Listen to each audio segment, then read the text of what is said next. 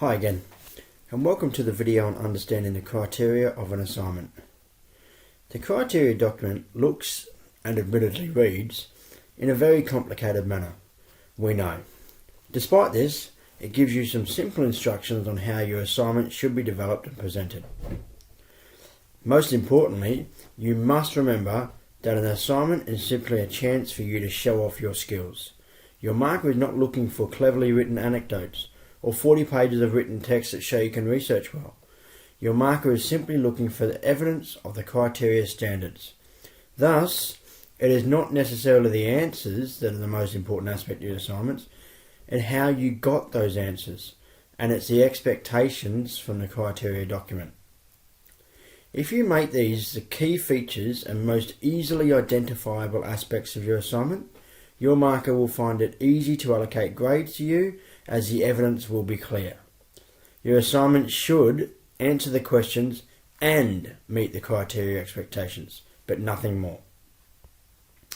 I'm firstly going to look at the important aspects of the first criteria, knowledge and procedures. In this criteria, you're expected to demonstrate your ability to use mathematical skills and formula. A D or C grade requires you to use stated rules and formula, whereas a B or an A grade are allocated for finding and accurately applying the necessary rules and formula appropriately. As well as this, there is an expectation that you will demonstrate a numerical and spatial sense. That is, your solutions will not be unrealistically incorrect, and there will be evidence that you're able to visualize situations using spatial sense and use effective mental arithmetic too. At the least, verify your solutions. Knowledge and procedures also requires that you demonstrate the algebraic facility and that you will correctly apply algebraic skills such as simplification, rearranging formula, substitution, and solving. The second criteria is modelling and problem solving. This one is related to how you're using your mathematical skills in context. Because it relies on your knowledge and procedures, you will often find that this result is close to or slightly below that of criteria 1. That said, you can achieve a better result here.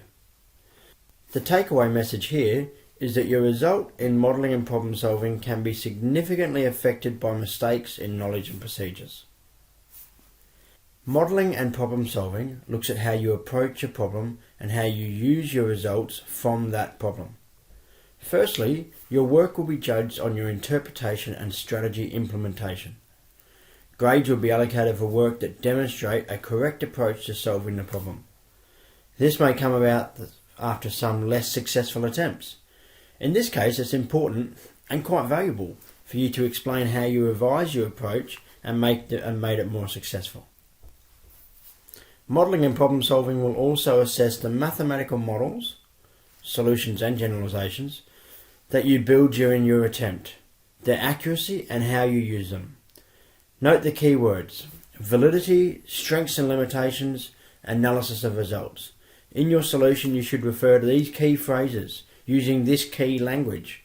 In short, making your marker's job at finding evidence will enhance your grade. Lastly, in this criteria strand, you'll be expected to outline any assumptions that you've made. An assumption is like an educated guess that is required to be able to complete the problem.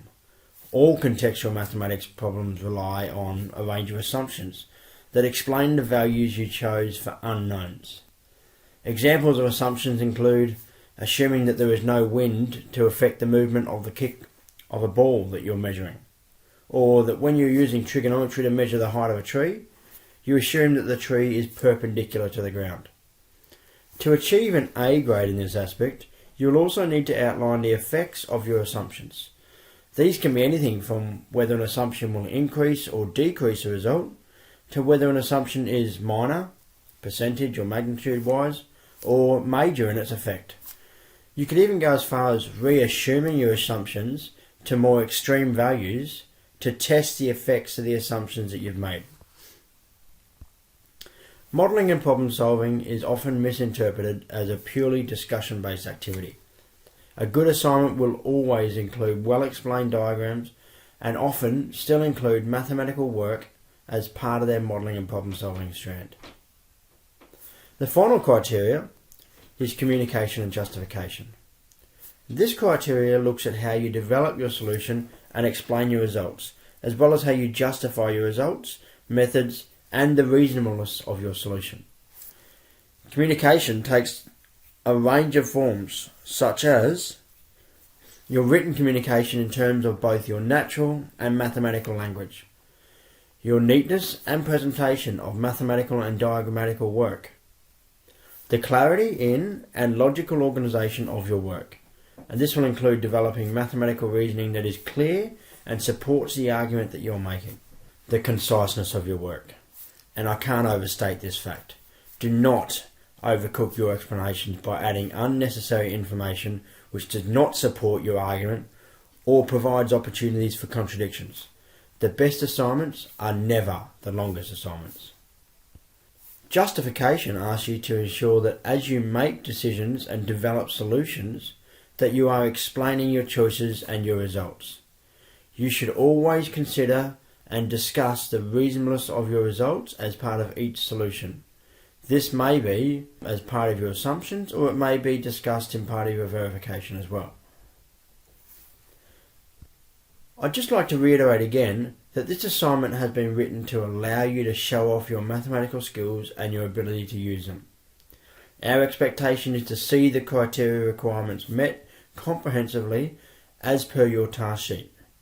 You do not need to repeat aspects of your work, and this will not be asked of you in the task sheet. Show mathematical working only once. Use neat tables and diagrams to display results.